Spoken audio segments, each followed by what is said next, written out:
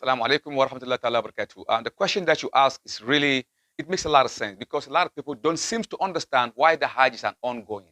Lack of time, I could show you Hajj in many, many different scriptures that God gave to various prophets before the advent of Muhammad sallallahu alaihi wasallam. Now, the messenger said, you should not make your houses to be like graves. Once in a while, make salat in your house so that you get rahmah also. Then we have the neighborhood masjid, where the community, everybody goes to the masjid and he offers the salat, the 5 daily prayers in congregation.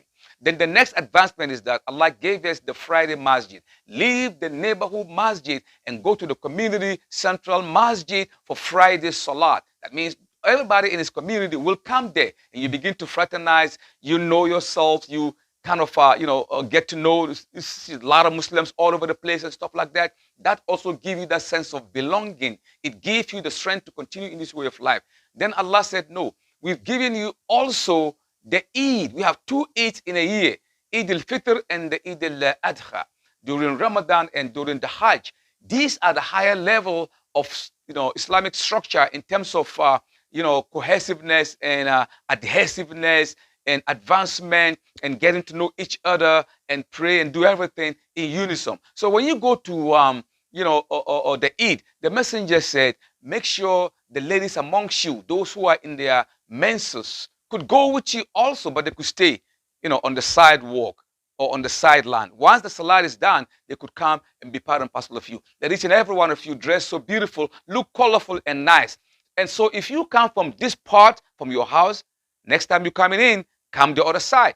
And if you're going with your wife or wives, with your children, that means in each household, it's going to be a lot of people coming. And those who have, indignation or any bad feelings or ill feelings about Islam, want to do something to it, they can do because it's a lot of you. Allahu Akbar. That is the wisdom of coming together as one.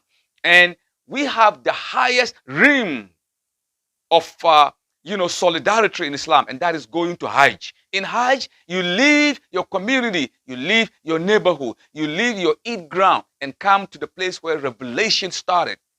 You see a lot of things that you'll be surprised.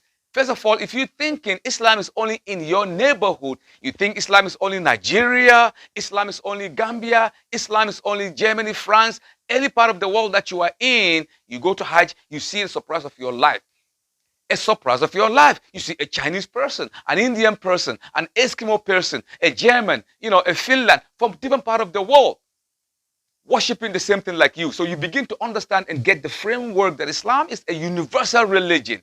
It is a universal religion based upon that. So if you go to Hajj also, you walk in Medina, the place where the messenger walked, now you are walking on that same ground.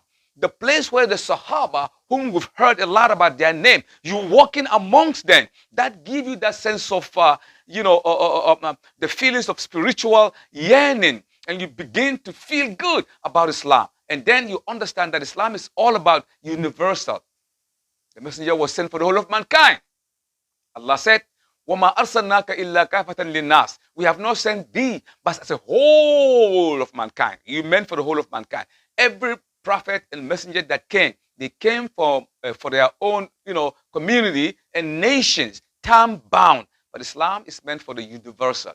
That is why we do what we do. I think it's about time that you want to know about Islam. You ask those who specialize on Islamic knowledge.